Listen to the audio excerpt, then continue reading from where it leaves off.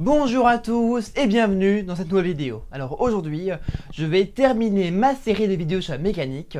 Donc je vous rappelle que vous pourrez retrouver l'intégralité des vidéos sur la mécanique dans la fiche en haut à droite. Et surtout, n'oubliez pas de vous abonner pour ne rater aucune des nouvelles vidéos. Alors aujourd'hui, je vais parler des lois de Kepler et on y va directement. Nous allons aborder 3 lois de Kepler. Alors la première, ça va être la loi des orbites. Elle nous dit que dans un référentiel héliocentrique, donc qui prend le Soleil comme centre, eh bien les orbites des planètes sont des ellipses dont le centre du Soleil est l'un des foyers. Donc, en fait, cette loi va préciser la trajectoire des planètes. Donc, j'ai parlé d'ellipses et de foyers. Vous ne savez pas bien à quoi ça correspond, on va voir ça ensemble. Donc, on va afficher une ellipse à l'écran. Et donc, dans une ellipse, il n'y a pas de centre. Il y a ce qu'on appelle des foyers. Donc il y a deux foyers, un foyer F et un foyer F'. Ils s'affichent à l'écran. Et en fait, il n'y a pas de rayons comme dans un cercle. Là, il va y avoir des grands axes et des petits axes. Alors il va y avoir un grand axe qui va être l'axe entre P et A, les deux points qui sont affichés. Donc il va s'afficher du coup ce grand axe en pointillé à l'écran. Et il va y avoir un petit axe qui va également maintenant s'afficher à l'écran, qui va être perpendiculaire à ce grand axe. Et dans la suite, si je parle de demi-grand axe, en fait, je vais vous parler de la moitié de l'axe PA. Ensuite, passons à la deuxième loi de Kepler. Donc c'est la loi des airs. Elle nous dit que pendant une durée delta t, eh bien, l'air balayé par le rayon joignant le centre du Soleil et le centre de la planète, eh bien on va avoir une constante. Donc pour éclaircir mes propos, je vais montrer une image. En fait, ce que ça veut dire, c'est que pour une durée particulière, donc un delta t particulier, eh bien l'air sera toujours la même. Et donc en fait, ce que ça nous apprend, c'est que les planètes ont une vitesse plus grande quand elles sont proches du Soleil. Enfin, on va parler de la troisième loi de Newton qui s'appelle la loi des périodes.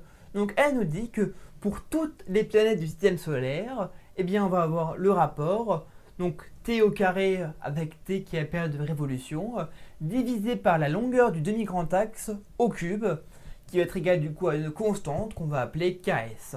Donc la période de révolution, elle est en secondes, et la longueur du demi-grand axe, lui, il est en mètres. Et donc juste, la période de révolution grand T, en fait, c'est le temps qu'a la planète entre deux passages successifs sur un même point.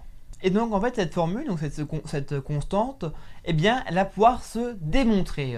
Donc avant on va prendre une image pour voir notre situation. Donc on a eh bien, par exemple, notre soleil au milieu avec une masse grand M et une planète avec une masse petit m. Donc on va voir nos deux axes, donc un axe tangent, donc on va noter T, et un axe normal. Donc, pour commencer, eh bien, on voit que ce mouvement n'est pas un mouvement rectiligne uniforme, puisque c'est un mouvement circulaire uniforme. Donc, on va appliquer la deuxième loi de Newton, qui nous dit que la somme des forces est égale donc, à la dérivée du vecteur poids par rapport au temps, qui est égale à la masse fois le vecteur accélération. Et donc ici, si on fait la somme des forces, eh bien, il n'y a qu'une force qui est la force gravitationnelle. Donc, j'avais fait tout un cours sur les forces, vous pouvez le retrouver dans la fiche en haut à droite.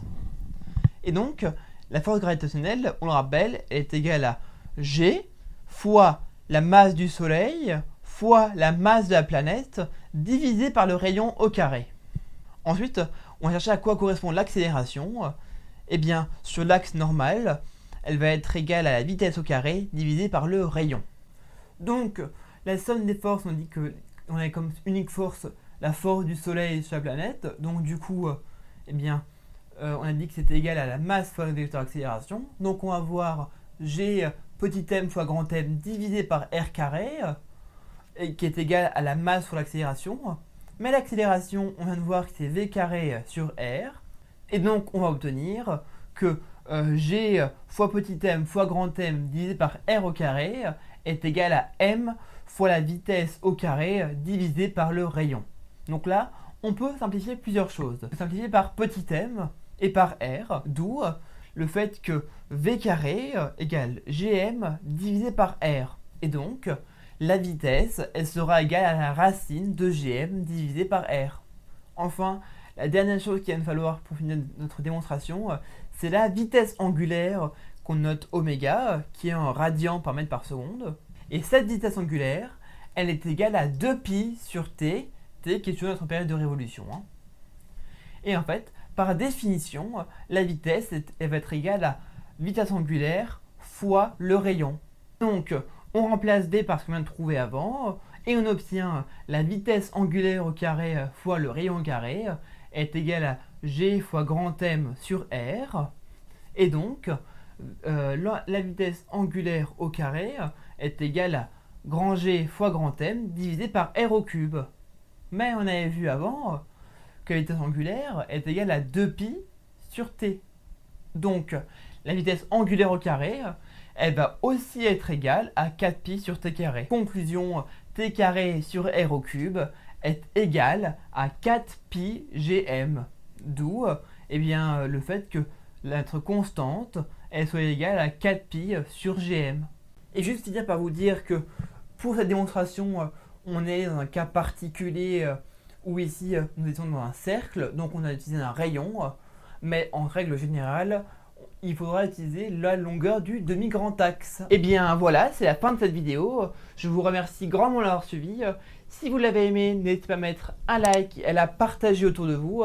Elle pourra aider sur plein de vos camarades. Donc si ceci était la dernière vidéo sur la mécanique, donc j'espère que vous avez apprécié cette série de 8 vidéos sur la mécanique. N'hésitez pas à me dire ça en commentaire. N'hésitez pas non plus à me dire si vous avez envie que je fasse une autre série de vidéos. Je vous le dirai, j'essaierai de voir ce que je peux faire. N'hésitez pas du coup non plus à vous abonner pour ne rater aucune des nouvelles vidéos. Vous pouvez continuer à apprendre par ici avec ma dernière vidéo sur la mécanique qui était les équations horaires. Et pour continuer à apprendre et à réviser, c'est par ici avec les révisions express. C'est ce, moi je vous dis à la prochaine. Salut à tous!